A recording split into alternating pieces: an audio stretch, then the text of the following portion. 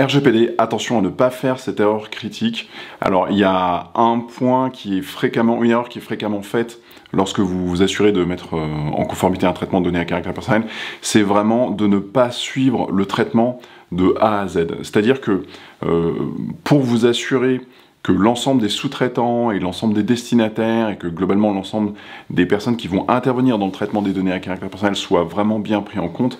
eh bien vous devez suivre l'ensemble du traitement dans vraiment toute sa phase, de la collecte des données, donc ça veut dire sur les formulaires web par exemple, si vous collectez des données à caractère personnel au travers des formulaires web, jusqu'à le traitement lui-même, la conservation, le cas échéant, les bases de données, les sauvegardes, etc. Et le cas échéant aussi, les bases de données, si ça passe par une base de données. Et la raison pour laquelle c'est important, c'est que, en fait, si vous ne suivez pas toute l'architecture du traitement, donc alors dans certains cas, ça peut être intéressant d'avoir un schéma d'architecture global du traitement, si c'est un traitement assez large, et bien le problème, c'est que vous allez rater à la fois des sous-traitants, et donc je vous rappelle quand même qu'il est essentiel d'avoir un contrat article 28 avec tous les sous-traitants qui rentrent dans le traitement des données, dans le cadre du traitement des données à caractère personnel. Donc il faut vraiment s'assurer que voilà, chaque personne soit en contrat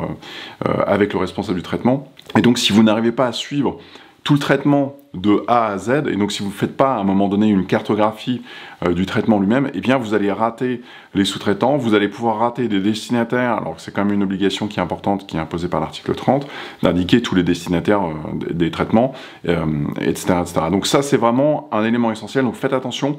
lorsque vous rentrez dans un traitement de données à caractère personnel, de bien regarder, ok,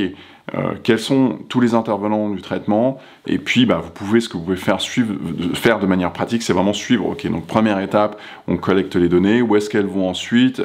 ça rentre dans une base de données, d'accord, comment c'est stocké, comment sont sauvegardées cette base de données ou les différents composants du système,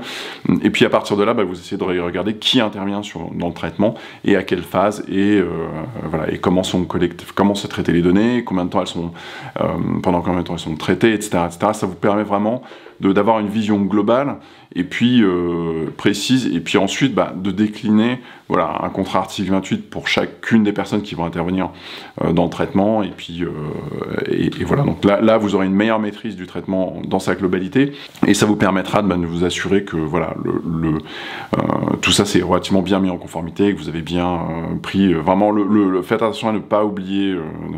des personnes qui sont des sous-traitants, des personnes qui vont rentrer dans la logique de l'article 28, du contrat article 28, parce que là il faut vraiment être vigilant par rapport à ça. Il y a beaucoup d'obligations qui sont liées aux responsables du traitement. Donc voilà, donc si c'est pas clair pour vous, ce que vous pouvez faire également, c'est jeter un petit œil sur Legiscope. Donc c'est un logiciel de gestion de la conformité RGPD, et donc vous pouvez regarder certains traitements types dans lesquels vous avez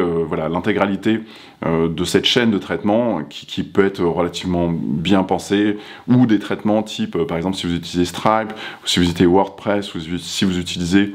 d'autres solutions comme WooCommerce, vous avez des traitements types déjà pré-documentés. Ça vous permet d'avoir une petite base sur laquelle vous pouvez jeter un œil sur quelles sont toutes les phases du traitement auxquelles on ne pense pas forcément. Donc voilà, donc si c'est pas clair pour vous, n'hésitez pas à venir jeter un petit œil aux formations que j'organise. J'organise régulièrement des formations de 2 jours sur la conformité RGPD, et dans lesquelles on voit vraiment tous les process de conformité, comment mettre une organisation en conformité étape par étape. Et donc voilà, c'est une des formations de référence en France. Donc je vous laisse jeter un petit œil au lien ci-dessous, sur l'offre, sur la présentation. Voilà, c'est une formation qui tourne depuis très longtemps, donc ça vous permet de jeter un œil. Il y a énormément de bons feedbacks, de témoignages d'utilisateurs qui sont venus, ou de consultants qui ont créé leur activité grâce à ça. Donc jetez un petit œil si c'est un sujet pour vous. J'espère vous retrouver à bientôt. Ciao, ciao.